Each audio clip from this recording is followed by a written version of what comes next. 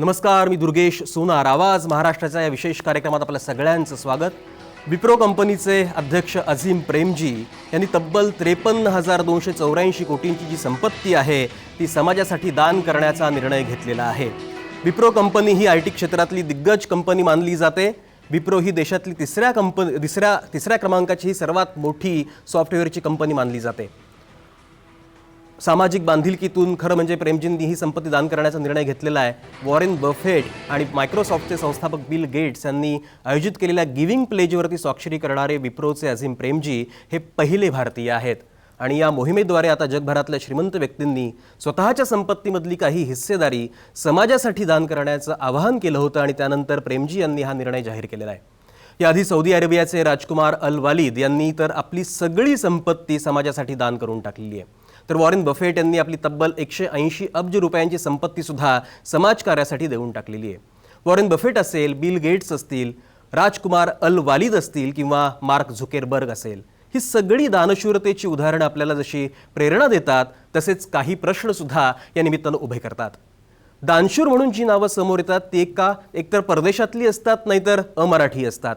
दानशूरांमध्ये मराठी नावांची तशी चर्चा का बरं होत नाही? कुठे नेमकं आपण कमी पडतो? आपल्यातली अनेक मराठी मंडळी दानशूर आहेत सुद्धा, पण मग त्यांचं काम सर्वदूर पोहोचत का नाही?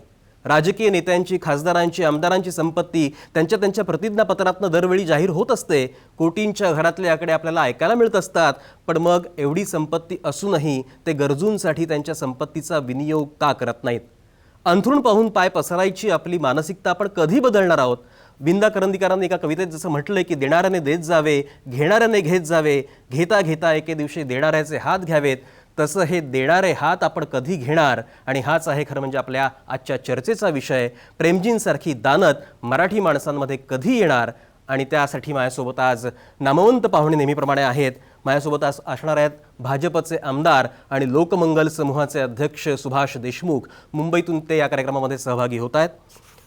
आमच्या परळच्या स्टुडिओमधून या कार्यक्रमात सहभागी होत आहेत नौशाद उस्मान. नौशाद उस्मान हे इस्लामचे अभ्यासक तर आहेतच, जमाते इस्लाम हिंदचे ते कार्यकर्ते सुद्धा आहेत आणि मक्केची वारी नावाचं एक पुस्तक सुद्धा त्यांनी लिहिलेलं आहे. आणि एकूणच मुस्लिम समाजाचं जे सामाजिक काम आहे त्या संदर्भातला सगळा अनुभव ते आपल्याशी शेअर करणार आहेत. पुण्यातनं या कार्यक्रमात सहभागी होतात विश्वंभर चौधरी. विश्वंभर चौधरी हे सामाजिक कार्यकर्ते म्हणून सगळ्यांना माहिती आहेतच. त्यांची या संदर्भातली भूमिका काय आहे, त्यांची काय मतं आहेत, आपल्याला या कार्यक्रमात जाणून घ्यायचं आहे. पुण्यामध्येच त्यांच्यासोबत असणार आहेत उद्धव भडसाळकर. उद्धव भडसाळकर हे सकाळ सोशल फाउंडेशनचे वरिष्ठ व्यवस्थापक आहेत. सकाळ माध्यम समूहाच्या वतीनं, सकाळ सोशल फाउंडेशनच्या वतीनं जी काही सामाजिक कामं सामाजिक बांधिलकीतून केली जातात त्याची माहिती आपल्याला त्यांच्याकडनं जाणून घ्यायची आहे. आणि याच्याशिवाय आपल्यासोबत नाशिकमधनं असणार आहेत उमेश दाशरथी. उमेश दाशरथी हे औरंगाबादमधनं या कार्यक्रमामध्ये सहभागी होत आहेत. तर नाशिकमधनं सहभागी होत आहेत उद्योजक नितीन शुक्ल. या सगळ्यांशी आपल्याला सविस्तर चर्चा करायची आहे की एकूण दानशूरता जेव्हा आपण म्हणतो, अझीम प्रेमजींचं एक उदाहरण आता आपल्या डोळ्यासमोर आलेलं आहे. 53,000 जवळपास कोटींची ती संपत्ती त्यांनी समाजासाठी म्हणून दान करण्याचा निर्णय घेतलेला आहे. आणि या सगळ्या अनुषंगानं आपल्याला जी काही चर्चा करायची आहे, चर्चेच्या सुरुवातीला मी अगदी जाणार आहे विश्वंभर चौधरी यांच्याकडे. ते पुण्यामध्ये आहेत. विश्वंभर चौधरी, मला सांगा, जसं आता अझीम प्रेमजींनी सगळी संपत्ती, जी अर्धी संपत्ती साधारण समाजासाठी म्हणून देण्याचा निर्णय घेतलेला आहे, अझीम प्रेमजींसारखी ही जी काही दानत आहे, खरं म्हणजे आपल्याकडं महाराष्ट्रामध्ये अशा असंख्य मराठी मंडळी आहेत की जी ही दानत दाखवू शकतात, पण प्रत्यक्षात तसं होताना दिसत नाही. काय नेमकं कारण असू शकतं? असं आहे की एक ती वृत्ती असते असं मला वाटतं. आणि असं म्हणायला नको आपण, महाराष्ट्रात सुद्धा अनेक मराठी उद्योजक हे आपापल्या परीने अनेक गोष्टी करत असतात. पण हे खरं आहे की जसं अझीम प्रेमजींनी सर्वस्वच दिलं म्हणायला पाहिजे, आता अर्ध तर दिलंच आयुष्यातलं, अशी उदाहरणं फार तुरळक ही गोष्ट खरी आहे. अशी उदाहरणं परदेशात खूप आहेत आणि अशी उदाहरणं आपल्याकडे कमी आहेत, हेही अगदी बरोबर आहे. एक फक्त मी कर्णाची गोष्ट सांगतो इथे. कर्ण एकदा स्नान संध्येला बसला होता आणि एक ब्राह्मण आला आणि त्यांनी सांगितले की मला दक्षिणा दे. तर कर्णाने, तो बसला होता, डाव्या हाताला काही मोहरा होता त्या उचलल्या आणि तशाच देऊन टाकल्या. तर तो ब्राह्मण म्हणाला की अरे तू शेवटी सुतपुत्रच राहिलास, दान द्यावं ते उजव्या हाताने हेही तुला कळत नाही.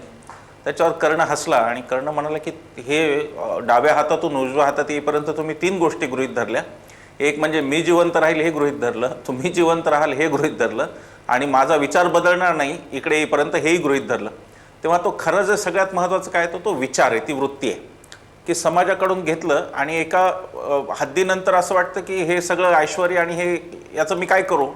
तर तिथे जी ती वृत्ती आहे, ग्रीड आणि खरं म्हणजे त्यातला तो फरक आहे. ग्रीड असते तर मग ती सुटत नाही, ते पिढ्यांचा विचार करत राहतात, पुढच्या पिढ्यांचं काय होईल वगैरे.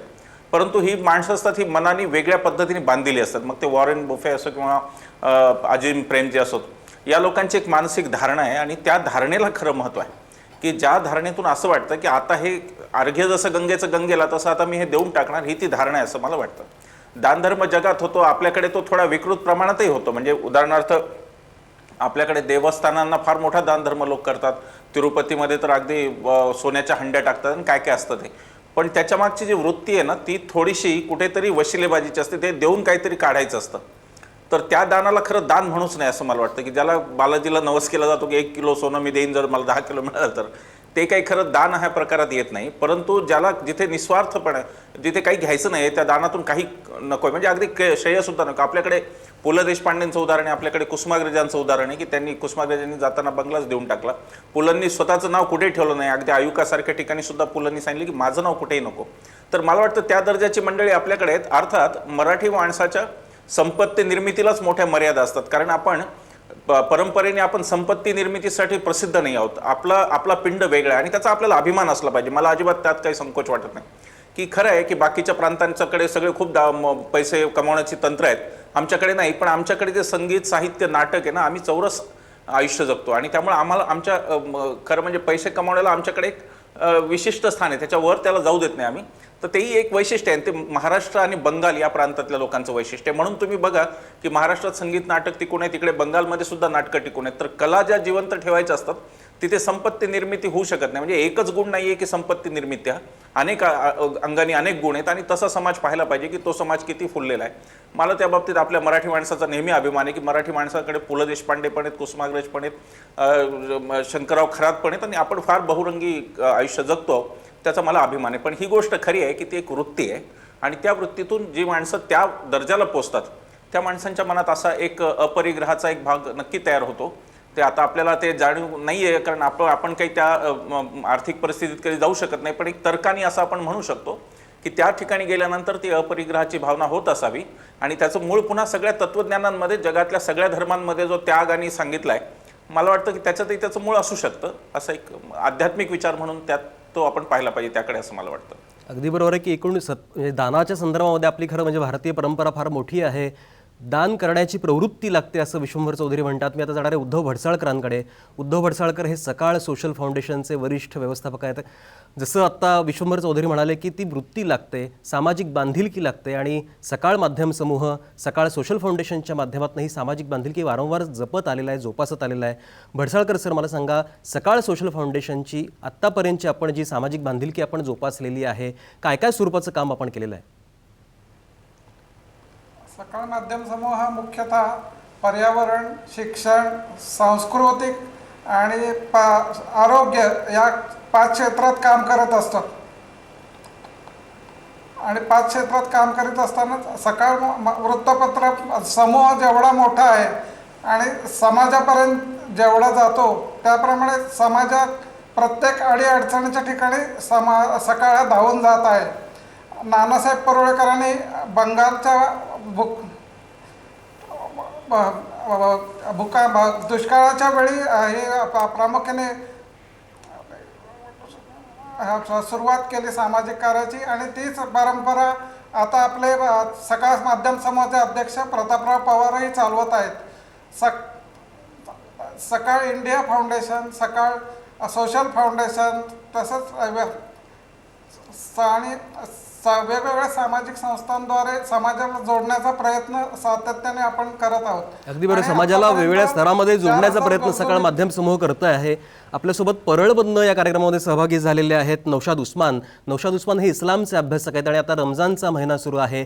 रमजानच्या महिन्यामध्ये मुस्लिम समाजामध्ये जी परंपरा असते, जकात, ते एकत्र करतात आणि सामाजिक कामासाठी म्हणून ती जकात वापरली जाते. नौशाद उस्मान, मला सांगा, ही जकातची नेमकी काय परंपरा आहे, याचा कसा वापर आपण करतो?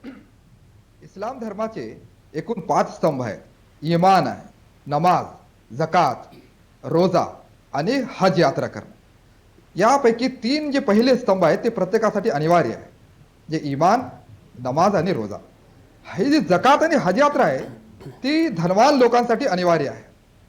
जकात जी आहे ती ज्याच्याकडे कमीत कमी 7.5 तोळे सोनं किंवा 52 तोळे चांदी किंवा यांच्या एवढी रक्कम पूर्ण वर्षभरात सेव्हिंग जर असेल तर त्याला 2.5% त्याचा वाटा हे गोरगरिबांना आणि म्हणजे त्याचे 8 प्रकार आहेत, 8 हेड्स अंतर्गत ती दान करावी लागते. हे अनिवार्य आहे, कंपल्सरी आहे. आणि ते जे हेड्स आहेत ते कुराणात सांगितलेलं आहे की इन्नमस सदकातु लिल फुकरा, म्हणजे काय की गोरगरीब, निराधार म्हणजे किंवा अनाथ. पुन्हा जकात ही सामूहिकरित्या जमा केली जाण्याची प्रथा होती. आता अलीकडे काय आहे की एक म्हणजे पर्सनल वैयक्तिकरित्या देऊन टाकण्याची प्रथा ती फार चुकीची आहे. खरं म्हणजे सर्व समाजाने मिळून एक रक्कम जमा करायची आणि त्याच्यातून मग गोरगरिबांसाठी खर्च करायची असते. तर ती जमा करणारे जे कर्मचारी आहेत त्यांच्यासाठी देखील खर्च केली जाऊ शकते. चौथी गोष्ट आहे मनशांतीसाठी, म्हणजे जे भटकलेले लोक आहेत, वाममार्गाला लागलेले लोक आहेत, त्यांना परत आणण्याकरिता आणि त्यांना त्यावर दृढ ठेवण्याकरिता ही रक्कम खर्च केली जाऊ शकते. पाचवा आहे गुलामीतून मुक्त करण्याकरिता. जे बंधुआ मजदूर असते, कॉन्ट्रॅक्ट लेबर असतात किंवा असे काही गरीब असतात की 2,000 रुपये नाही म्हणून ते जेलमध्ये आहेत, म्हणजे जमानत घेण्यासाठी फक्त 2,000 रुपये नसल्यामुळे त्यांना वर्षोगणिक तुरुंगात खितपत पडावं लागतं. तर त्यांची मुक्तता करण्यासाठी देखील जकातची रक्कम खर्च केली जाऊ शकते. सहावा कर्जबाजारी, म्हणजे एक चांगला नोकरदार वर्ग आहे, त्याला पगार आहे, परंतु इतकं कर्जबाजारी आहे तो की तो फेडू शकत नाही, तर त्याचं कर्ज फेडण्यासाठी देखील ती रक्कम ही वापरली जाऊ शकते. सातवा प्रवासी, म्हणजे तो कोट्यवधी आहे परंतु प्रवासात आहे, त्याचा पाकिट मारला गेला किंवा सामान त्याचं चोरीला गेलं तर त्या श्रीमंत माणसाला देखील जकातची रक्कम ही दान केली त्याची मदत केली जाऊ शकते. आणि आठवा आहे ईश्वरी कार्यासाठी, म्हणजे ईश्वराचा जो संदेश आहे, उपदेश आहे, समाज प्रबोधनाच्या कार्यासाठी देखील ती खर्च केली जाऊ शकते. आमचं साप्ताहिक चालते, मराठी साप्ताहिक, मागील 42 वर्षापासून शोधन नावाचा एक मुस्लिम ग्रुप हा मराठी पेपर चालवतो, तर त्या वृत्तपत्रासाठी देखील जकात दिली जाऊ शकते. आता हे अलीकडे लोकांना समजू लागलंय. विश्वंभर चौधरी यांचा मुद्दा मला फार आवडला की आपल्या या देशाला ही आध्यात्मिकतेची फार मोठी परंपरा आहे, महाराष्ट्राला देखील आहे. महाराष्ट्रात दानता कमी झालेली आहे परंतु ती संपलेली नाही आहे. छत्रपती शाहू महाराज, राजर्षी शाहू महाराज यांनी त्या काळामध्ये जगातलं पहिलं मराठी कुराण छापण्यासाठी 25,000 रुपयाची मदत केली होती. ती अशा प्रकारे परंपरा आहे. परंतु अलीकडे काय झालं, मी माफी मागतो, इथं जे पुरोगामी लोक आहेत, पुरोगामित्वाच्या नावाखाली आध्यात्मिकतेकडं किंवा धर्मश्रद्धेकडं थोडा नकारात्मक दृष्टीनं बघण्याचा जो दृष्टिकोन लाभलेला आहे त्याचे काही फायदे असतील, परंतु नकारात्मक हा मुद्दा आहे की ही दानत्ता जी आहे ती दानशूरपणा हा कमी झालेला आहे असं मला वाटते. जगभरामध्ये अल वलीद असो की अझीम प्रेमजी असो की बिल गेट्स असो, ह्या लोकांचे काही नकारात्मक पैलू असतील, काही सकारात्मक असतील, परंतु धर्मश्रद्धा या लोकांमध्ये आहेत. अझीम प्रेमजींनी जो महिना निवडला, जी वेळ निवडली, ती रमजान निवडली, त्याच्या मागं त्यांची जी धर्मश्रद्धा आहे, आध्यात्मिकता आहे, तेच कारण असावं असं मला वाटतं. अगदी बरोबर आहे. धर्माच्या संदर्भामधलं एक तुम्ही सविस्तर विवेचन केलेलं